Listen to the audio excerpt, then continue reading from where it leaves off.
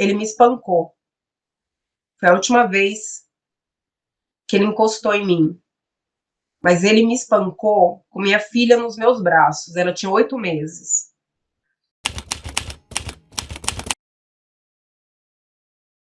A minha infância foi uma infância bastante complexa, foi uma infância bastante difícil.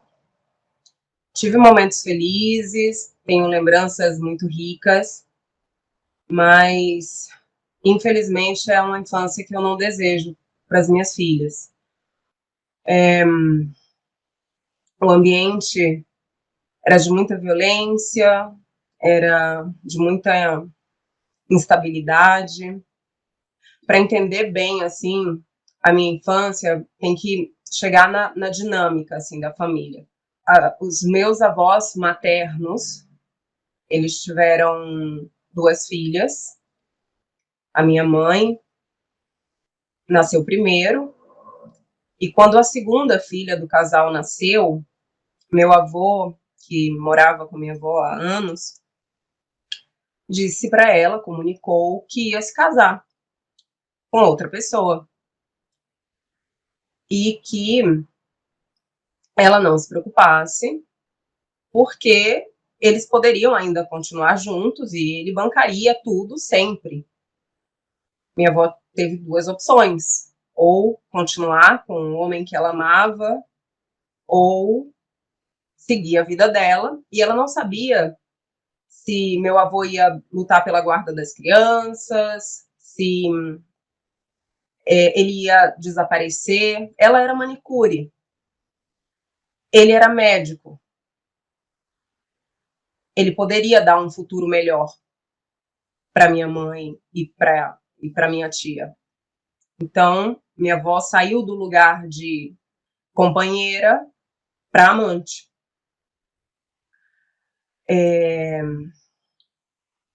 A futura esposa não sabia da existência dessa outra família e nem de uma filha anterior também, a minha avó.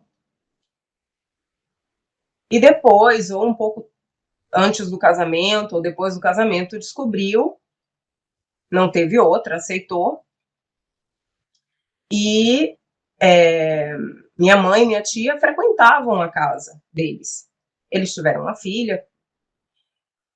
E minha avó não soube lidar com a situação, minha mãe e minha tia cresceram também num ambiente violento, meu avô era muito agressivo com minha avó brigava muito com ele, culpava muito ele, então existiam violências físicas, eu já presenciei violência física, meu avô agredindo minha avó. E para minha mãe, para minha tia, isso era normal.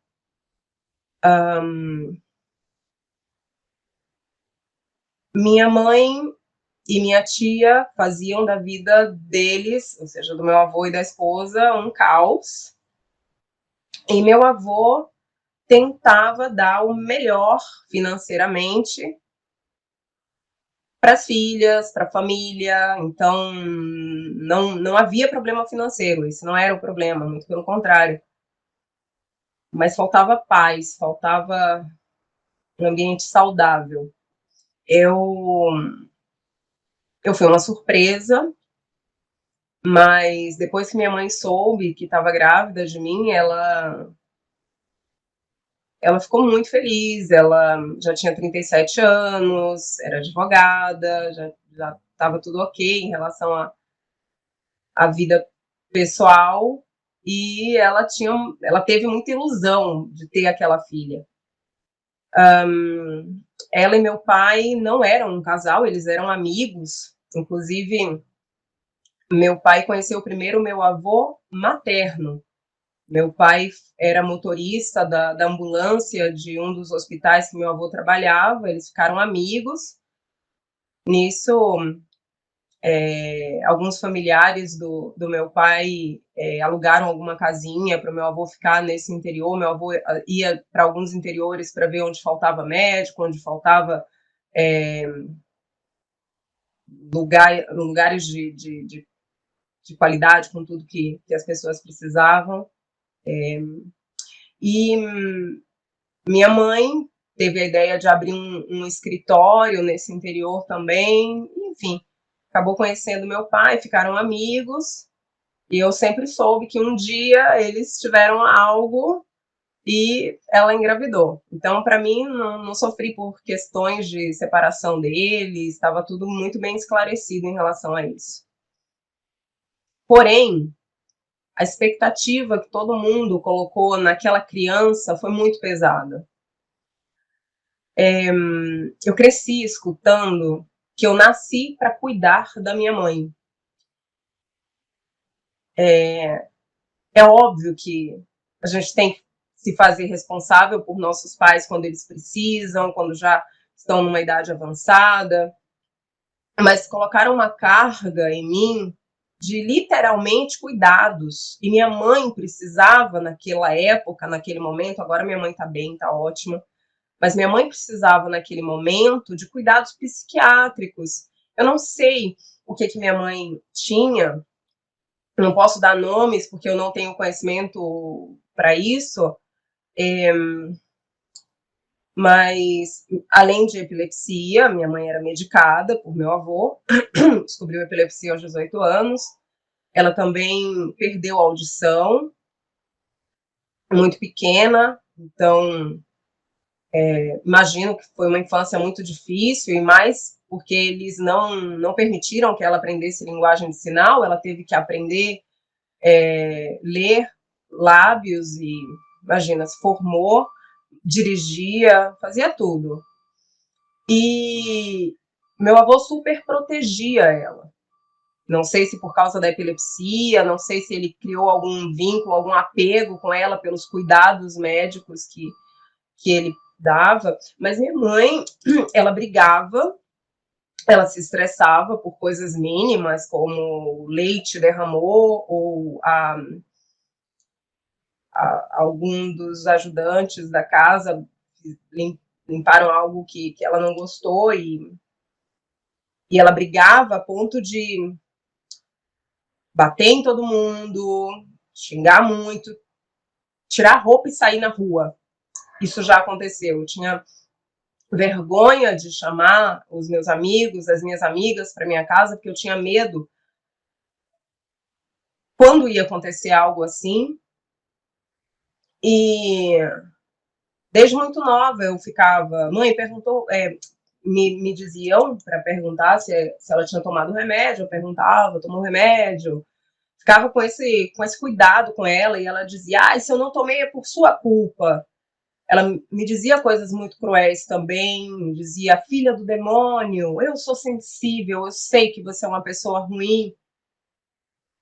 Eu cresci escutando isso. Eu tenho memórias muito palpáveis da minha infância. Eu tinha 6, 7 anos, 8, e eu lembro de coisas muito nitidamente. Então foi bem complicado para mim. Tinham muitos adultos ao redor, adultos letrados, adultos. Inclusive, minha família tem uma vaidade acadêmica que eu não acho certo.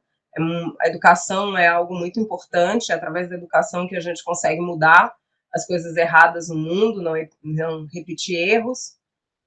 Mas é uma vaidade de: eu sou advogado, você quem é? Eu sou, sabe?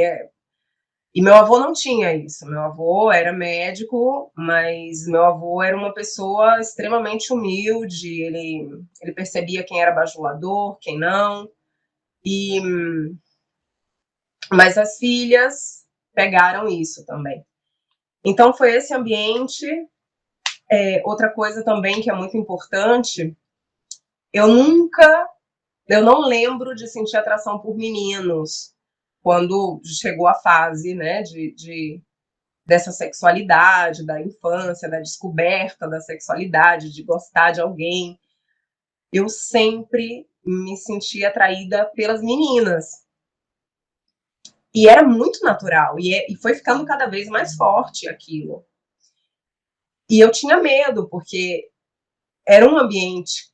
Eu era criada num seio católico, eu cantava no coro da igreja, Minha família frequentava a missa, embora dentro de casa fosse aquele caos, minha mãe batendo minha avó batendo minha mãe, uma tia, que era a irmã mais nova da minha mãe, também quando aparecia, todo mundo batia em todo mundo. Eu lembro pequena gritando para a vizinha chegar e ajudar a gente, me ajudar no caso.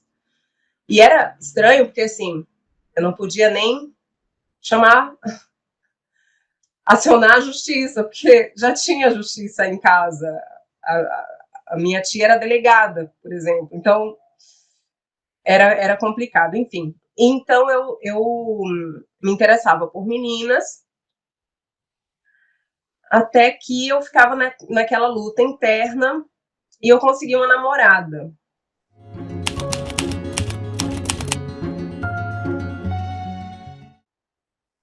Já tinha ficado com algum menino, já tinha tido algum namoradinho, mas consegui uma namorada e falei, vou contar. Contei para minha mãe e, para minha surpresa, não foi surpresa nenhuma. Minha mãe me disse, eu já sabia. E minha mãe aceitou, minha avó aceitou, eu fiquei super feliz.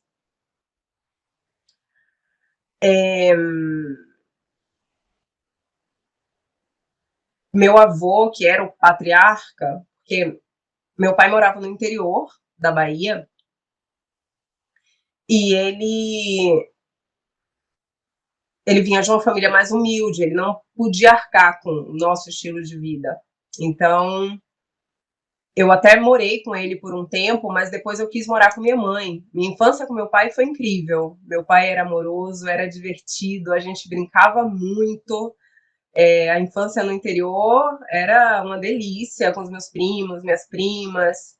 Meus avós paternos eram geniais, amorosíssimos, mas eu queria ficar na capital, eu queria ficar na cidade grande, na praia, perto da praia. No interior não tinha litoral.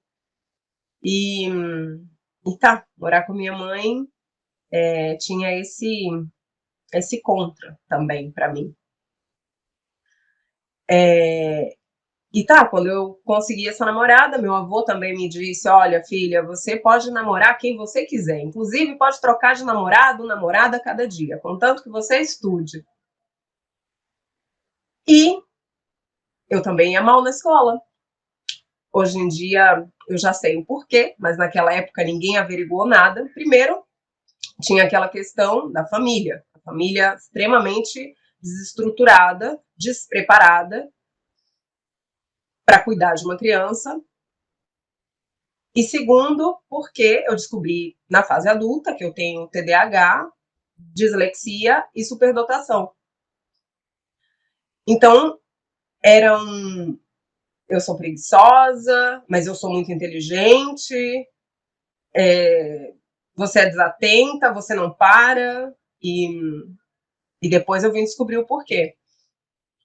Mas, enfim, quando eu conheci essa namorada, quando eu estava com essa pessoa, 14 anos, ela também é um pouco mais velha, a minha tia, um belo dia, descobriu que ela ia passar um final de semana na, na minha casa. Minha mãe aceitou, convidou, porque minha mãe queria ver se estava tudo bem.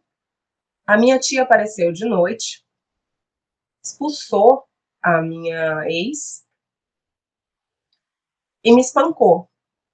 Ela foi com o ex-marido dela, que era um amigo dela, com a filha, que eu acho que na época era estudante de direito. A filha agarrou minha avó, a neta agarrou a minha avó. O amigo, ex-marido da minha tia, agarrou a minha mãe, 2 metros de altura, o cara era gigante, 1,90 m e algo. E ela, delegada, me espancou. Ela me deu chute, me deu soco, me xingou muito, ameaçou cortar meu cabelo. Na época eu tinha um cabelão gigante na cintura. Ela dizia, como que uma lésbica vai ter um cabelo assim? Queria cortar minhas roupas. Quer ser sapatão, vai ser sapatão direito. Ameaçou me levar na delegacia, onde ela atuava para que me ensinassem a ser mulher. Eu tinha 14 anos e passei por aquilo. Chegou um momento que eu não me defendia mais. Ela me esmurrava, me chutava, me cuspia. Todo mundo olhando, minha mãe e minha avó desesperadas. A filha e o amigo dela, ex dela,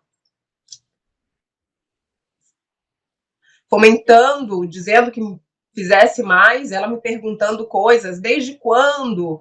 A filha dela dizendo, eu já troquei de roupa na frente dela, que nojo, essas coisas que lesbofóbicos falam. Foi horrível. Quando acabou a tortura, quando acabou tudo aquilo, eles esperaram um tempo para ver o que minha mãe ia fazer, o que minha avó ia fazer. Minha avó estava em estado de choque. Minha avó, não lembro quantos anos minha avó tinha naquele momento, acho que 70 e poucos. Minha avó estava em estado de choque, assim, quieta. Minha mãe, alteradíssima. Eles foram embora e minha mãe pegou a bolsa, pegou a chave do carro e vamos para a delegacia. E minha avó disse que iria também. Eu não quis ir. Minha mãe achou que eu não queria ir, porque eu estava com medo do que pudesse acontecer com a gente, mas eu não estava com medo do que ia acontecer comigo. Estava com medo do que podia acontecer com a minha tia, com a minha prima.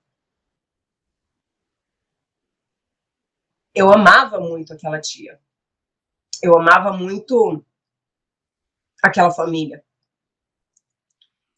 E a gente não denunciou, porque eu acabei convencendo a minha mãe a não fazer a denúncia.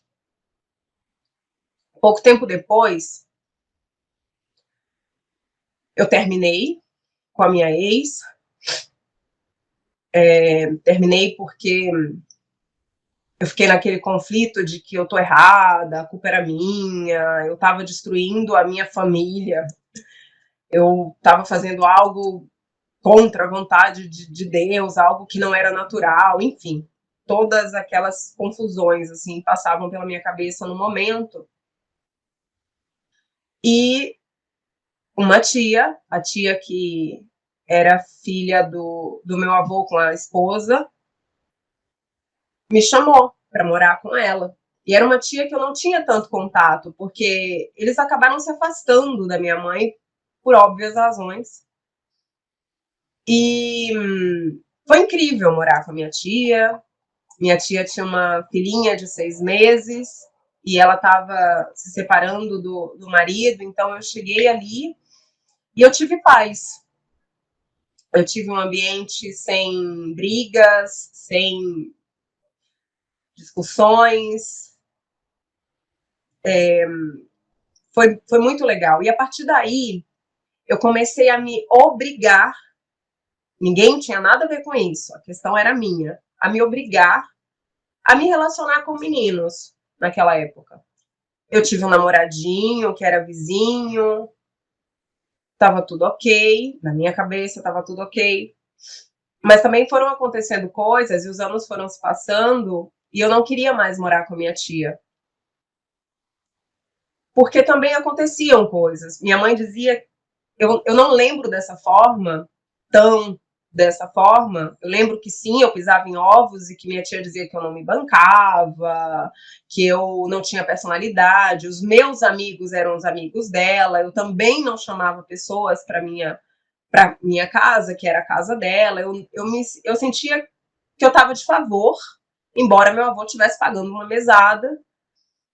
Eu saí, ou seja, eu estava em escola particular e durante a estadia na casa dela, eu fui para a escola pública, porque é preguiçosa, porque não sei o quê, não sei quanto, ninguém percebeu, não tive acompanhamento psicológico, ninguém me levou para um acompanhamento contínuo profissional, um psicólogo, psicóloga, e eu tinha comportamentos frutos daquele ambiente que eu cresci.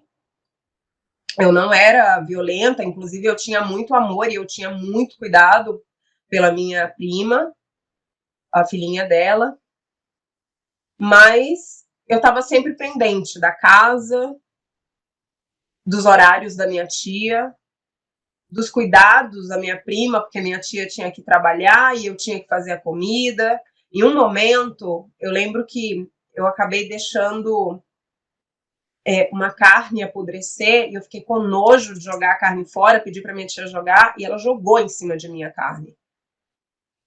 Então, por coisas assim, que eu também não sabia nunca como falar com minha tia, porque eu não sabia quando ela ia ficar chateada comigo ou não, não tinha violência, não tinha bater, não tinha nada, mas tinha uma coisa que ela ficava zangada comigo e eu não sabia o porquê. Eu comentei com a minha ex-sogra que eu queria voltar a morar com minha mãe. Eu tinha 16 para 17 anos, fui morar com minha tia aos 14, e aí com 16, 17 anos, eu falei para minha sogra e ela, um amor, sem saber de nada, que eu ainda não tinha dito para minha tia, comentou. E minha tia me expulsou da casa, porque não me deu um tempo. Ela, tá, quer ir? Vai embora. E eu espero que a vida te dê o que você merece, ela me disse. Nunca vou esquecer. Eu tava indo embora, falei, tia, eu já vou. Ela, vai, vai. E eu espero que a vida te dê o que você merece. A vida tá me dando o que eu mereço. Mas tá, a gente já chega nessa parte.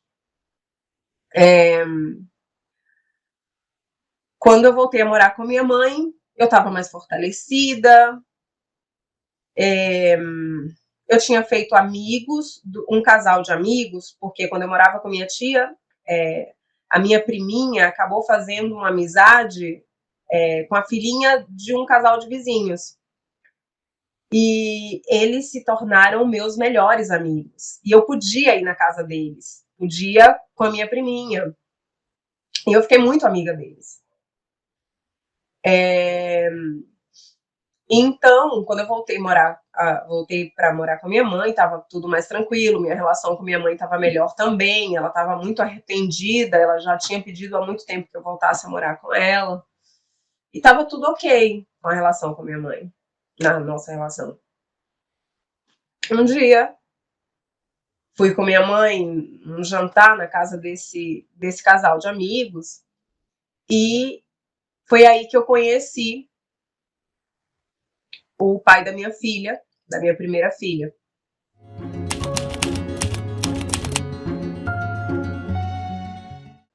Ele estava na casa do meu amigo, num quarto, esperando o apartamento dele ficar pronto, porque meu amigo alugava vilagens, apartamentos, e ele estava esperando ficar pronto.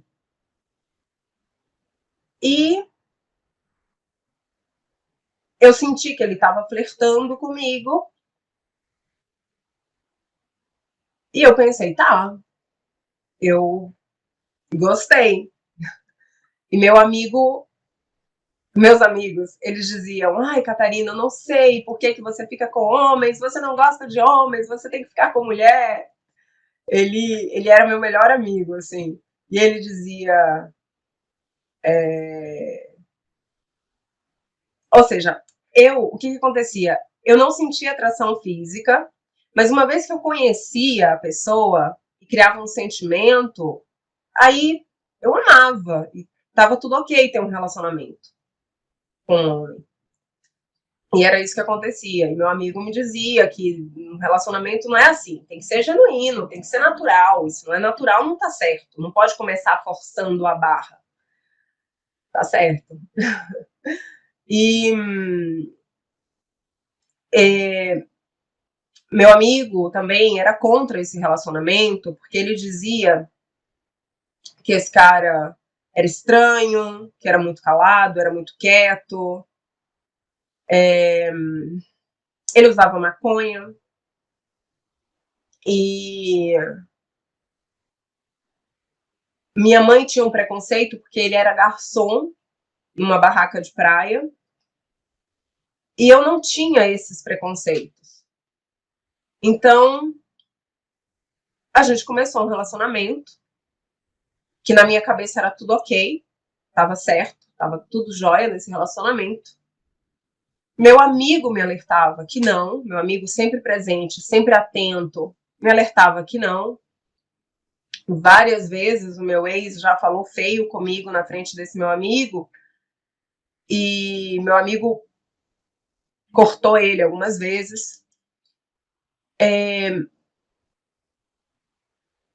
Para o meu ex,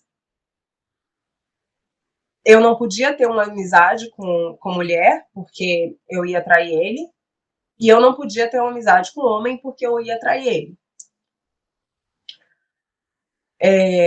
Ele aceitava algum amigo que fosse gay, mas amiga mulher e amigo homem hétero ele não aceitava.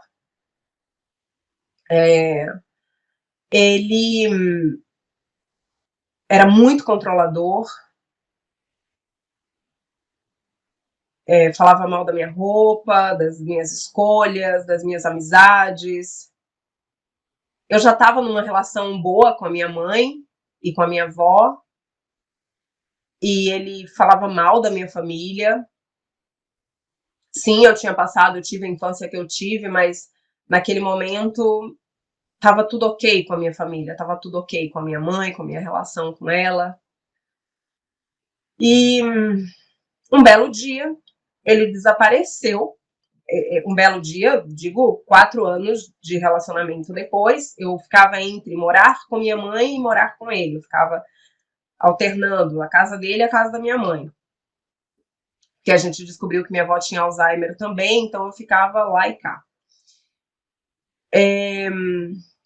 Quando um belo dia ele desapareceu, eu esperei 1, 2 dias, ele não deu sinal, ninguém me avisou nada, e eu fui no trabalho dele. No trabalho dele disseram que não sabia, que ele nem pediu demissão. Eu fiquei apavorada e eu pensei, tá, eu vou ter que dar essa notícia para a mãe dele, vou na polícia, porque não sei, foi sequestrado, aconteceu alguma coisa. Liguei para a mãe dele, que eu já tinha conhecido, ela tinha ido no Brasil, nós morávamos na Bahia, e ela saiu do Uruguai, foi visitar o filho. Quando eu liguei para minha sogra, ela me disse, ele tá aqui, ele não te avisou? Eu expliquei que não, e ela me explicou que o pai dele estava quase morrendo, que o pai dele era alcoólatra, que já tinha anos no fundo do poço, que ninguém podia cuidar dele e que a irmã dele tinha uma filha pequena, então não podia tomar conta do pai. E ele foi correndo, largou tudo e foi. Ok? Exceto pela parte de que passaram dias e ele não me avisou nada. E a gente tinha um relacionamento, a gente praticamente morava junto, porque eu estava com minha mãe e com ele 4 anos juntos. Eu pensei, tá, talvez ele queira terminar, talvez ele tenha dado um clique, eu vou dar o espaço dele. E falei, olha, eu estou à disposição, fiquei muito triste. E tá. Logo em seguida ele me liga, desesperado, me pedindo desculpas por não ter avisado, é porque ele não sabia o que fazer, porque ele queria morar no Brasil, queria estar no Brasil e não queria que isso afetasse ele. Eu não sabia, eu não soube que o pai dele era alcoólatra. Outra coisa que eu também não soube é que o padrasto dele, esposo da mãe, foi preso por tráfico de drogas. Isso na época que ele estava no Brasil, em 2007, por aí.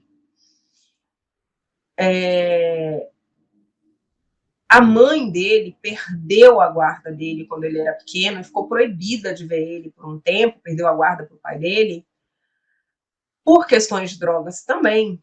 Isso tudo eu vim saber depois. Ele só voltou a ter contato com a mãe aos 17 anos, ou seja, um pouquinho antes, mas aos 17 anos ele já ia para casa da mãe, ninguém proibia mais nada.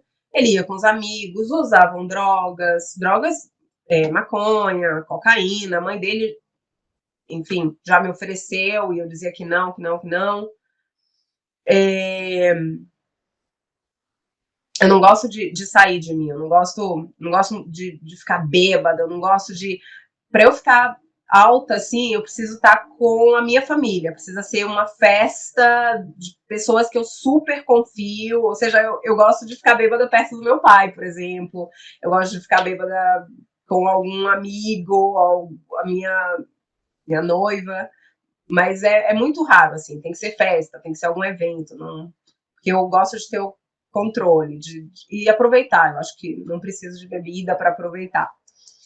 E, e tá, eu negava.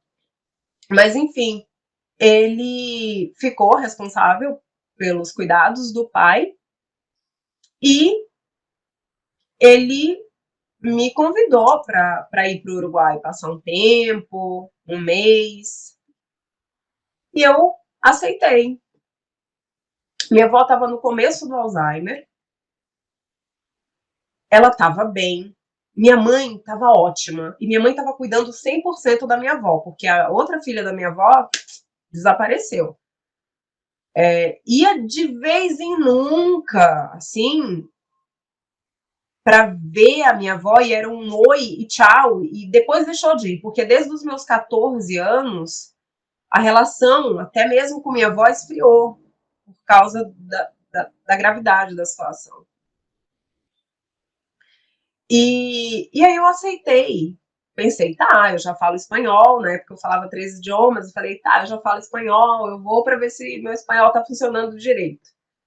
E vou para vê-lo, porque foram 6 meses que não nos víamos. Fui. A princípio eu fiquei super encantada. O pai dele já estava melhor, o pai dele um amor, o pai dele super gente boa, incrível. Ele era um jornalista conhecido no país e, e ele era muito muito alto astral. Eu até ficava pensando, nossa, como que ele chegou no fundo do poço, que bom que ele teve o filho que veio para ajudar ele, mas parecia que ele já estava bem. Quando passou o mês, o, o meu ex me propôs ficar mais tempo, porque ele não confiava que o pai dele não tivesse uma recaída. Ele tinha muito medo do pai sentir falta dele e ter uma recaída. Ou seja, ele deixou de ir para o país onde ele queria estar, porque a qualidade de vida era outra. Ele ganhava e dava para pagar uma casa na frente da praia, tinha um monte de conforto, etc. Tava ok, tava feliz lá, mas ele acabou ficando no Uruguai para cuidar do pai por medo a que o pai entrasse no mundo do álcool outra vez, né? E eu aceitei ficar, morávamos eu, o pai dele e ele.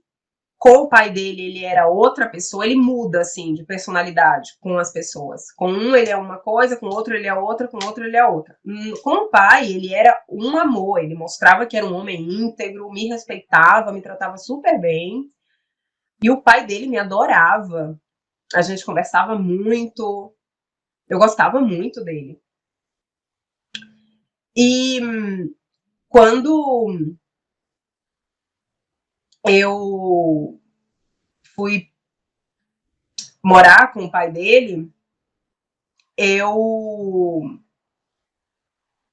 pensei, eu não quero depender de ninguém, eu não quero que minha mãe me mande mesada, eu não quero que eles me banquem. Então, eu já tinha experiência na área administrativa, eu fui procurar um emprego, achando que não ia conseguir, porque minha primeira busca de emprego em outro país, E rapidinho eu consegui. Mas quando o meu ex estava com a mãe, quando estávamos longe dos olhos do pai dele, ele se transformava. Ele brigava comigo porque os homens me olhavam, ele dizia que eu chamava muita atenção aqui, que a culpa era minha. Olha como são as namoradas dos meus amigos, por que você não pode ser igual a elas? Hoje em dia ele até começou um relacionamento há pouco tempo com uma ex-namorada de um amigo dele da época.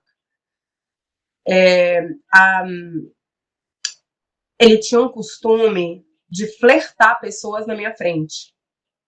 Ele ficava flertando pessoas na minha frente, como, por exemplo, quando eu estava solteira, eu flertava.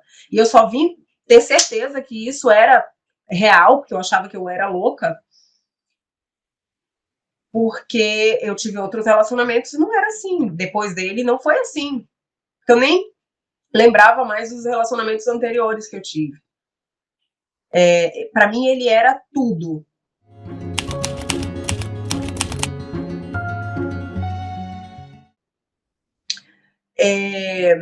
Um dia a gente estava brigando no carro, no trânsito, ele estava dirigindo, o semáforo fechou. Quando o semáforo abriu, numa discussão, ele avançou para mim, folgou o cinto, avançou para mim, tirou meu cinto, tentou tirar meu cinto, abriu a porta do carro e me expulsou do carro. O carro começando aí a andar. E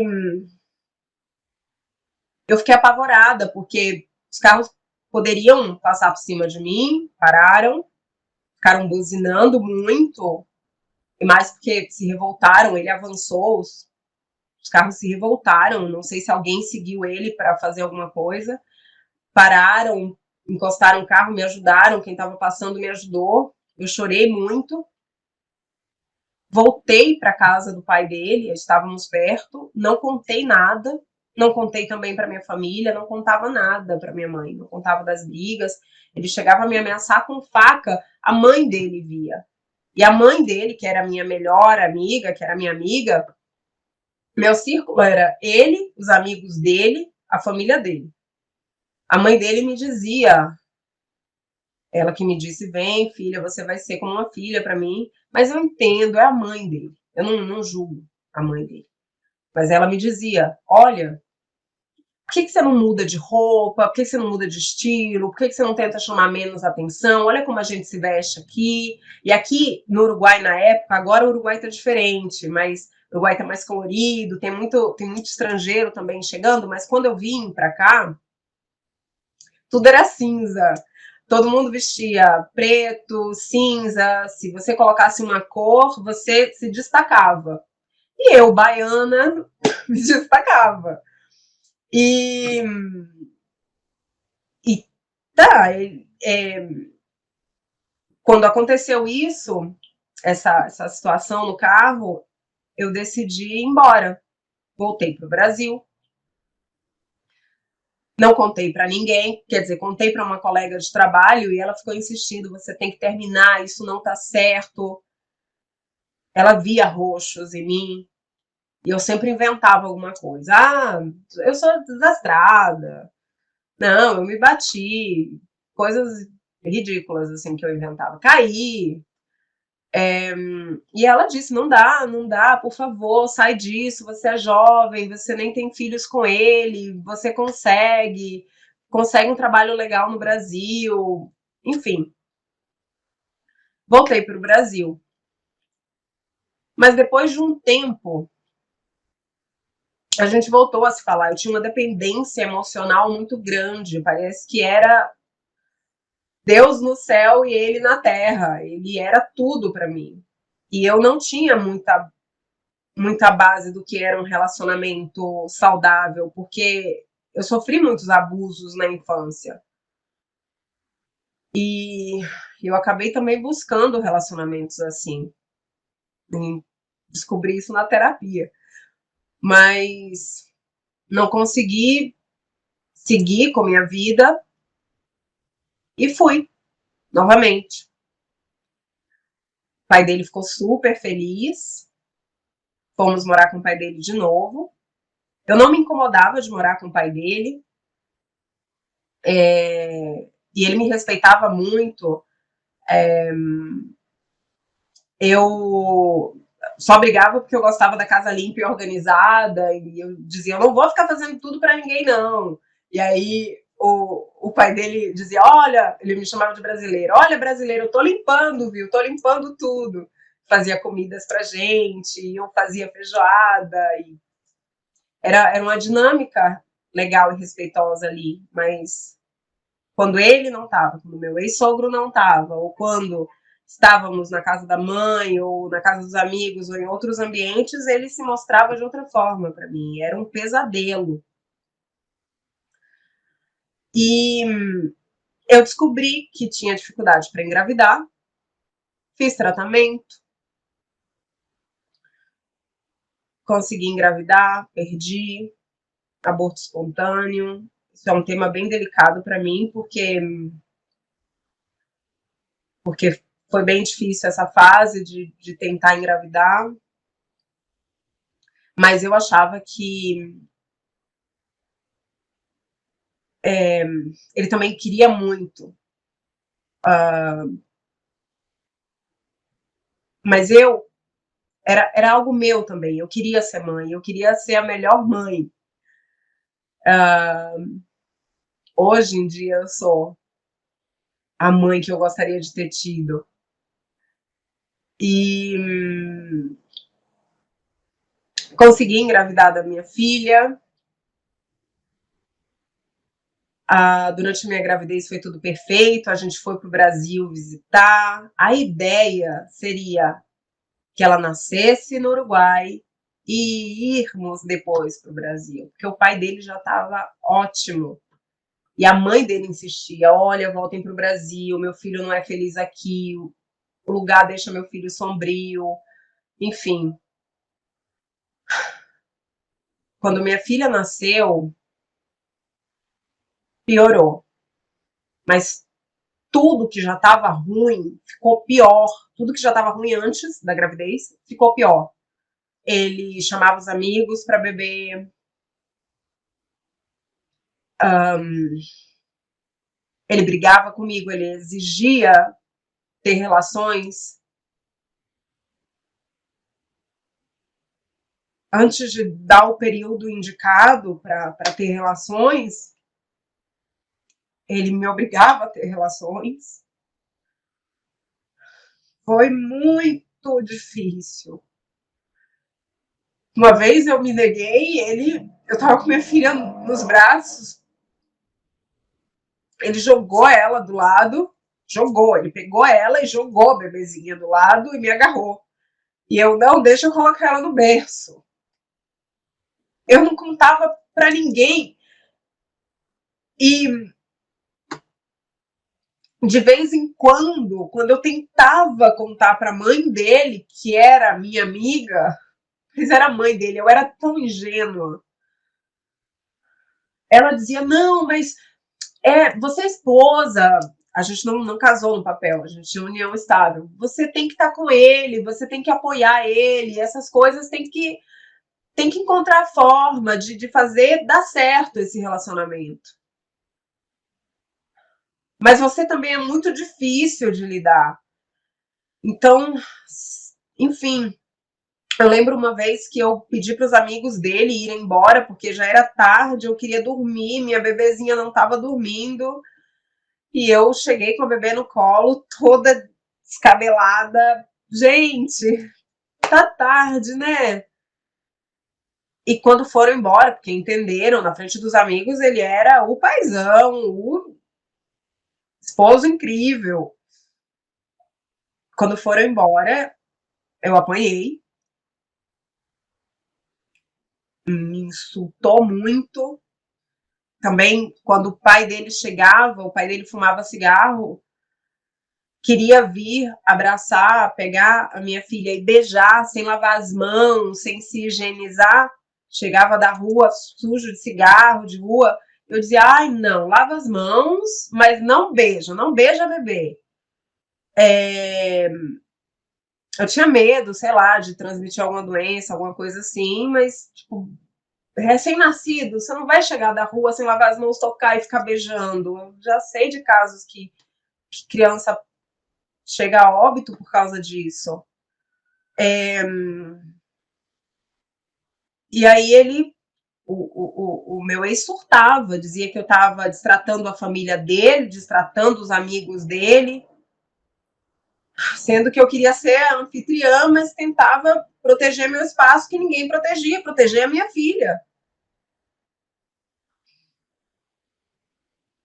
Depois de muita agressão, a gente já estava morando sozinho nessa época. Quando minha filha, quando eu estava grávida, eu falei, tá, a gente não quero mais morar com o meu ex-sogro, eu quero o meu espaço. E aí fomos para uma casa, alugamos. Eu, na época, tinha um excelente trabalho, eu consegui um bom trabalho na área financeira de uma empresa bem conhecida. Tava tudo ok, falava 4 idiomas na época, tava tudo ótimo também, ninguém me bancava. Mas era uma dependência emocional muito grande. Eu decidi terminar o relacionamento, porque eu não queria que minha filha crescesse vendo aquilo. Eu não queria para minha filha um ambiente inestável e violento, similar ao que eu tive. Eu queria paz. E aí eu tive forças para terminar por causa da minha filha.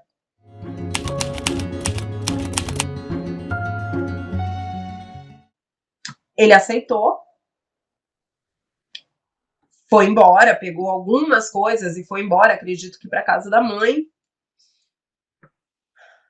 Só que um belo dia ele volta. Um mês depois, ou pouco tempo depois, ele volta, como se nada tivesse acontecido, se fazendo de desentendido. E quando eu falei para ele, olha, cai na real, acabou, vai embora, ele me espancou. Foi a última vez que ele encostou em mim. Mas ele me espancou com minha filha nos meus braços. Ela tinha 8 meses. Eu lembro que eu tava com ela, tava carregando ela, e eu tava falando que acabou, que ele tem que aceitar e que eu quero ir embora pro Brasil, queria ir embora pro Brasil com minha filha. Ele me agarrou pelo pescoço, me jogou contra a parede, me empurrou, começou a me bater, a me dar soco, e minha filha olhou para ele como se fosse um monstro de filme de terror e gritou. E ele não parava.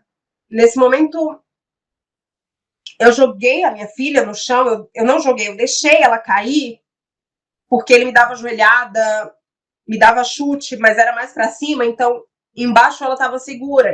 Eu deixei ela no chão e ela ficou encolhidinha.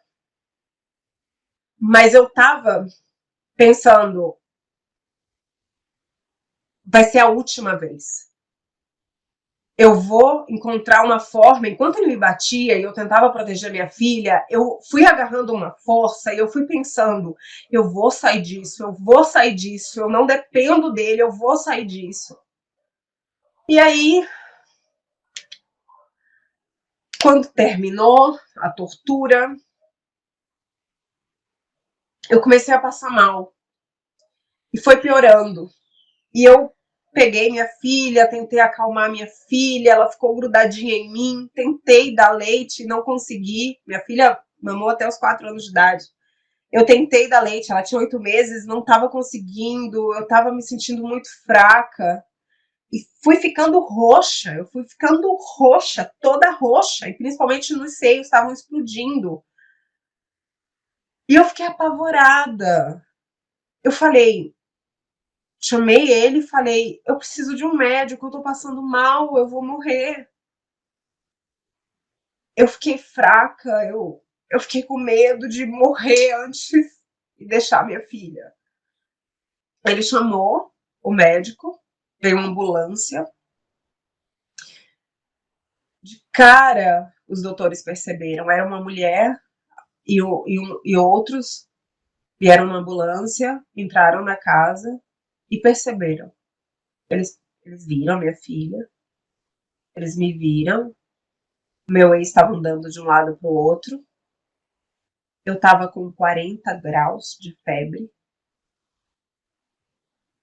escutando um som agudo, alto, ficava oscilando. Eu meio desnorteada, falei, não sei, eu acordei assim, passando mal. E esses roxos? Ah, não sei. Eles perceberam. E o médico, a doutora falou, olha, vem com a gente. Você precisa ir para emergência. E eu falei, eu não vou. Me dá algum remédio, eu vou ficar bem. E ele dizia, sim, me dá minha filha e vai. Eu olhei para a médica e falei, eu não vou. E ela, entendeu? Ficava olhando para os outros, porque chegaram 2 ou 3, a médica e mais duas pessoas. E ela olhava para eles para ver o que eles podiam fazer. E tá, foram embora. E eu não melhorava. Eu continuava com febre, eu sentia muita dor e eu não estava conseguindo amamentar. Ele foi embora. Eu liguei para minha ex-sogra, eu contei tudo, com riqueza de detalhes. Eu mandei mensagem para as amigas dele, que para agora é uma super amiga dele, mas na época era namorada do amigo dele. Eu contei tudo, porque eu achava que ela era minha amiga, feminista, é a que vai pro 8 de março lutando pelos direitos das mulheres. Ela dizia, calma, mas o que você fez? O que aconteceu? E a mãe dele ficou desesperada, com medo, porque eu era a prova viva do que o filho dela tinha feito. E ela desesperada, eu no telefone com ela, tá, mas não faz nenhuma loucura, você fica aí, você quer que eu vá aí? Você quer que eu pegue a neta pra você ficar calma? E aí eu entendi tudo. Que calma eu tava com medo, eu tava calma até demais, eu tava fraca. Aí eu entendi tudo, que não ia ter ajuda, e contei para algumas colegas de trabalho, contei tudo.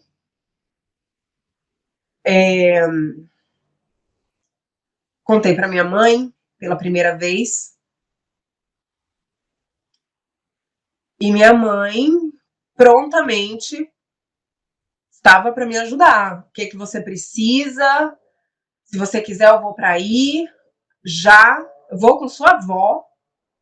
Não se preocupa, porque minha mãe era responsável por minha avó, pelos cuidados da minha avó. E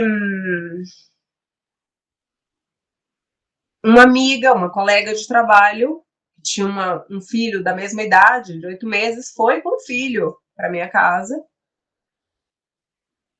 E me viu naquele estado, ficou horrorizada. Eu tava roxa. Depois no hospital eu vim descobrir que eu tive hemorragia interna, por isso fiquei roxa, já depois dos golpes. E ela disse, não, vamos denunciar.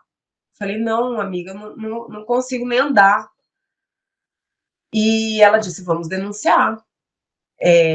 Por favor. Eu falei, não vou, não sei o que vai acontecer, é o pai da minha filha. Fiquei com medo de mim, fiquei com medo dele, fiquei com medo do povo que estava me mandando mensagem, dos amigos dele, da tal amiga, namorada de um amigo dele de infância, da mãe dele. que não parava de me ligar para que eu ficasse calma. Olha lá o que você vai fazer, pensa na criança. E minha amiga disse: olha, você precisa do médico, você ainda tá com febre, desde que horas você tá com febre? E aí, 39? Como assim? Tanto tempo não baixou ainda? Chamamos novamente a ambulância. A ambulância chegou em casa, o atendimento médico. Expliquei, contei toda a situação, contei que chegaram os médicos anteriores, eles já tinham isso no registro deles. A médica: vamos já, vem com a criança, mãezinha, não se preocupa. Tudo isso em espanhol. E fomos para o hospital. Fui muito bem acolhida, recebida, entrei com a constância de violência doméstica, acionaram a polícia, porque é o protocolo. E aí passei por exames, fizeram umas manobras para que o leite voltasse a correr. Constataram hemorragia interna. Minha filha estava bem, ela não sofreu nada com a queda, e ela estava bem. Eu não sei se algum golpe dele chegou a ir nela, mas ela estava bem, eu estava me sentindo segura. Minha amiga voltou para casa, né, com o filho, que ela estava acompanhando a gente. Eu avisei para os meus chefes que eu não sabia quando eu ia voltar, porque estava acontecendo aquilo. E a empresa foi incrível comigo. Eles disseram: não se preocupa, tá tudo certo por aqui, cuida de você, estamos atentos e à disposição. Inclusive, depois pagaram um curso de uma especialização para mim na área. E, enfim, eu tive ajuda, eu tive apoio, meus colegas de trabalho me ajudaram muito. Uma outra colega de trabalho pegou a chave, foi na minha casa, pegou roupa para mim, para minha filha, voltou para o hospital. Um outro colega de trabalho dormiu no hospital em um momento, ficou aí para cuidar da minha filha. E nisso, no hospital, não paravam de me ligar. A mãe dele não parava de me ligar, a irmã dele não parava de me ligar, o meu ex-sogro, todo mundo, a amiga, todo mundo me ligava. E eram mensagens atrás de mensagens. Olha o que você está fazendo, o que você está fazendo, onde está a criança? Eu quero saber só onde está a criança, pelo amor de Deus, não vai fazer nenhuma loucura, você está desequilibrada, você está não sei o que, não sei o que. Eu estava no hospital com a minha filha. Nisso ele pede para fechar a fronteira para minha filha, com medo de eu voltar para o Brasil, de eu cruzar a fronteira. Saí, denunciei, tive que ir numa delegacia especializada, porque a delegacia comum eu entrei e o policial: tá fazendo o quê?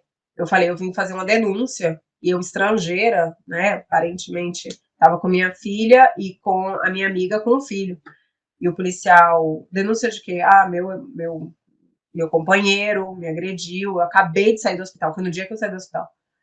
Ele me agrediu. Você fez o quê? E minha amiga: o quê? Não vai pedir?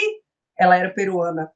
Não vai pedir para ela entrar? Éramos duas estrangeiras e o policial uruguaio assim na porta.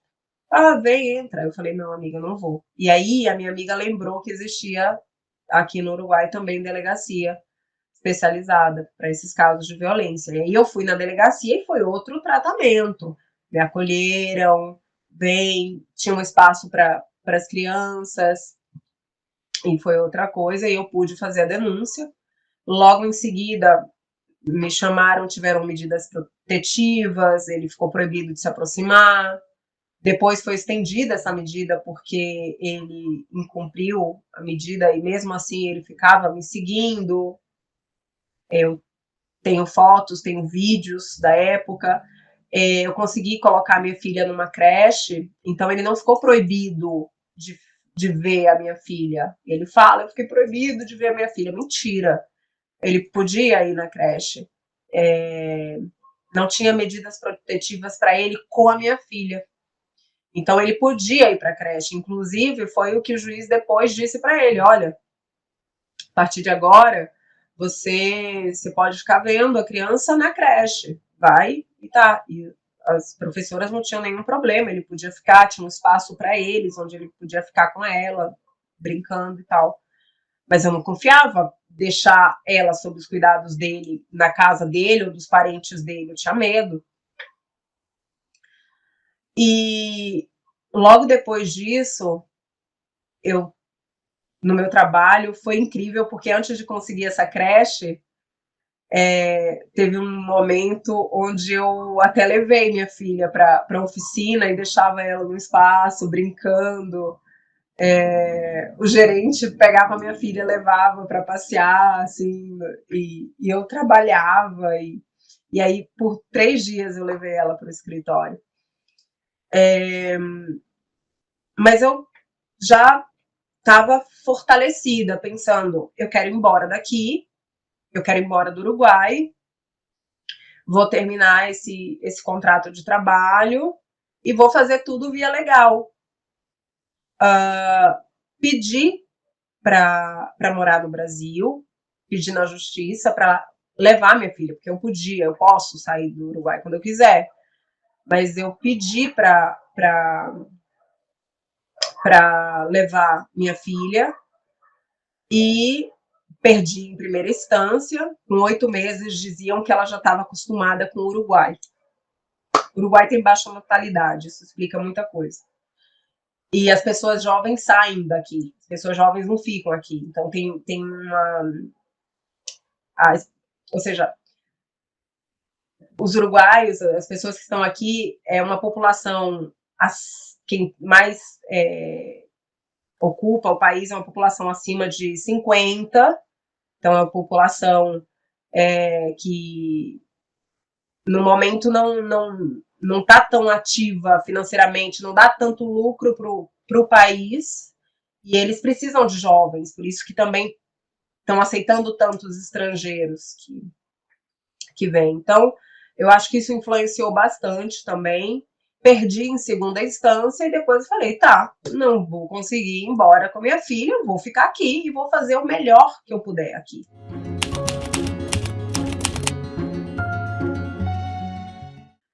Entrei em um outro relacionamento, dessa vez eu tive um relacionamento saudável, foi com um homem, e eu contei tudo para ele sabia que eu não sentia aquela atração, e ele disse, não, tudo bem, eu quero que você me ame, eu te amo muito, ele me ajudou muito. Eu era muito medrosa, quando ele vinha me abraçar eu ficava com medo, e ele foi muito paciente, foi o pai da minha segunda filha.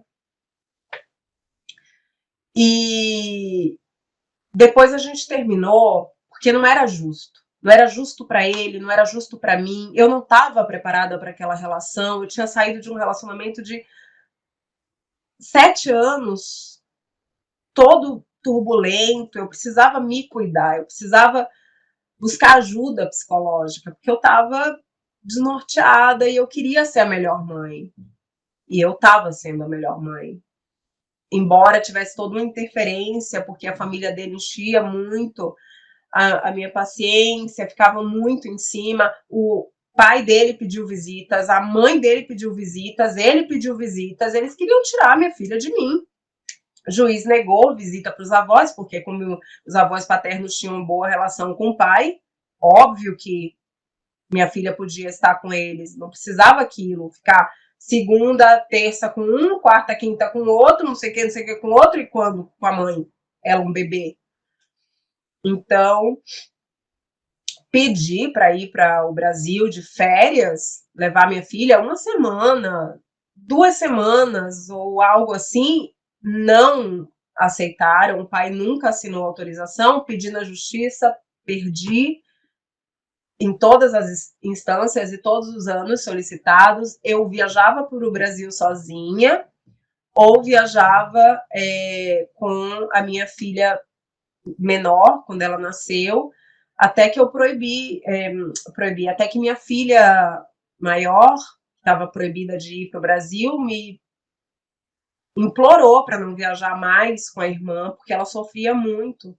Ela, com 5 aninhos, disse para mim: mãe, não vai mais com a minha irmã, não, porque eu sofro muito. E eu, quando ia para ver a minha mãe, eu ia sozinha. Eu não pude ir para o enterro da minha avó, das minhas avós, eu não pude ir para o enterro do meu avô. Minha, minha filha, a mais velha, não pôde conhecer a avó paterna, porque a minha mãe, ela veio para o Uruguai com a minha avó com 94 anos, com Alzheimer, ela veio para o Uruguai, inclusive ela veio algumas vezes, e uma das vezes que ela veio foi no dia do nascimento da minha segunda filha. Então, mas minha família paterna não vinha. Hoje em dia, com minha família paterna, nós não nos damos assim bem, porque as minhas tias, as minhas primas, os meus tios, eles... a minha filha menor, ela é uma menina trans. Inclusive, na transição da minha filha, foi onde eu me aceitei. Eu faço terapia há muitos anos. Eu recomendo, porque terapia não é uma muleta que você fica para sempre, é uma ferramenta que te dá para você viver melhor. Nosso inconsciente é muito... Ele coloca muitos empecilhos para a gente ver as coisas de forma muito clara, e o terapeuta está ali para ajudar. Então, na terapia, eu percebi muitas coisas, e foi por isso também que eu decidi terminar com o pai da minha filha menor, porque não era justo para ele. Ele depois teve outros relacionamentos, agora ele tem um relacionamento com a pessoa, tá tudo certo. Mas, em relação à questão do autoconhecimento, foi muito importante fazer a terapia. Quando a minha filha menor transicionou, eu não aceitei. Eu obrigava ela a cortar cabelo. Você nasceu menino, o menino é assim, não sei o quê. Eu obrigava o pai dela a ficar jogando futebol. Inclusive, eu dizia, ai, você... Eu estou influenciando muito ela. Eu raspei a cabeça na época, eu deixei de usar vestido, de me maquiar, porque eu achava que eu estava influenciando. Foi um caos, mas depois eu conheci grupos. Depois dessa minha separação e nesse meu processo também de autocuidado e autoconhecimento, de uma imersão em Catarina, em mim, em encontrar a Catarina criança, em acolher e defender aquela Catarina e me fortalecer, eu estudei mais, me especializei. Eu aprendi mais idiomas, eu sou políglota, eu adoro e estou aprendendo mais, e a meta é não parar. Eu dou aula de idiomas também, além do meu trabalho, eu sou técnica em informática, mas tenho especialização em administração e finanças.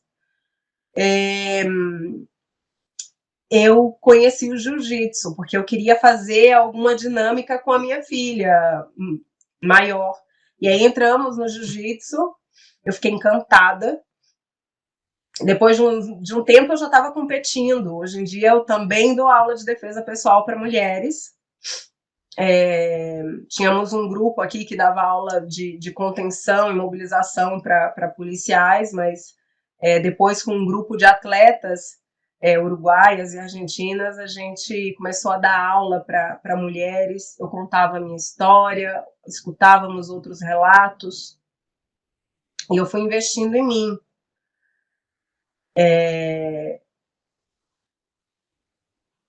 Também sou coordenadora representando Mães pela Diversidade no Uruguai, participo também da ONG Minha Criança Trans. E hoje em dia, depois de 5 anos solteira, entrando em alguns relacionamentos, mas sempre deixando as minhas filhas distantes e sempre saindo de relacionamentos que eu achava que não estava legal. Eu encontrei uma pessoa, uma mulher incrível, e hoje estamos noivas, vamos fazer 3 anos juntas, somos muito felizes, e é um relacionamento tão puro, tão genuíno. Minha filha mais velha, ela brinca assim, outro dia a gente estava discutindo, eu e minha noiva estávamos discutindo, eu não sei se foi sobre política ou alguma coisa assim, e minha filha, vocês não podem brigar com uma pessoa normal?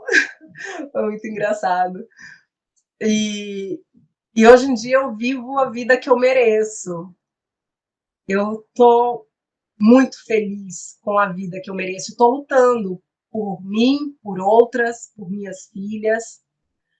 Eu tenho muito orgulho de quem eu sou. E eu tenho muito orgulho das minhas filhas. Eu quero um futuro melhor para a gente. Eu sinto que a gente está caminhando para algo melhor. Nós estamos percebendo coisas, os homens estão percebendo padrões que não estão legais. Alguns querem mudar.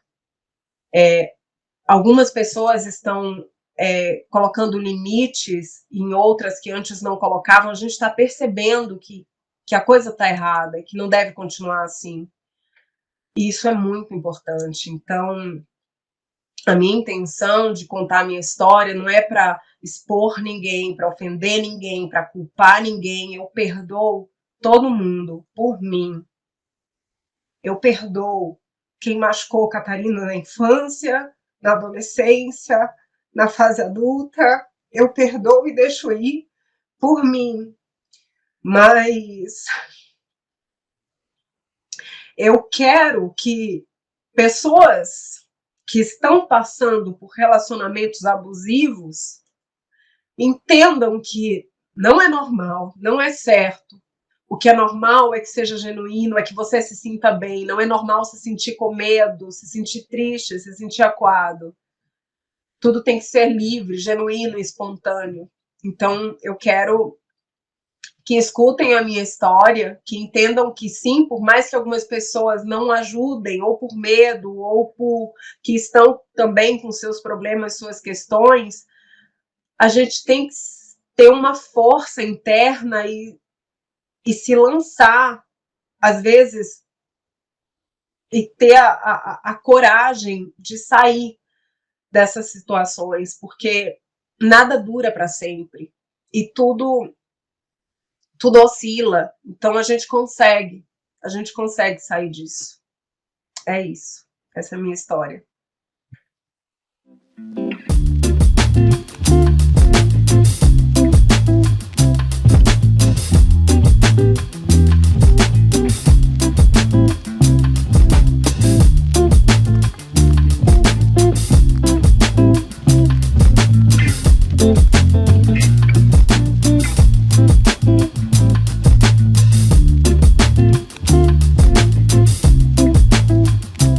E aí, o que você achou da história da Catarina? Comenta aqui para eu saber, compartilhe esse vídeo com todo mundo que você gosta e ao comentar, lembre-se que atrás da tela tem uma mulher que já foi machucada pela vida e não precisa de condenação. Seja empática, cuidadosa com as palavras. Quer contar sua história no nosso canal? É só preencher o formulário que está aqui na descrição do vídeo. A próxima história é da Sara, que pediu o divórcio quando a agiota ameaçou o seu filho de 3 aninhos. Vocês podem imaginar tudo que ela passou. Para não perder essa história, já se inscreva no canal e ative o sininho.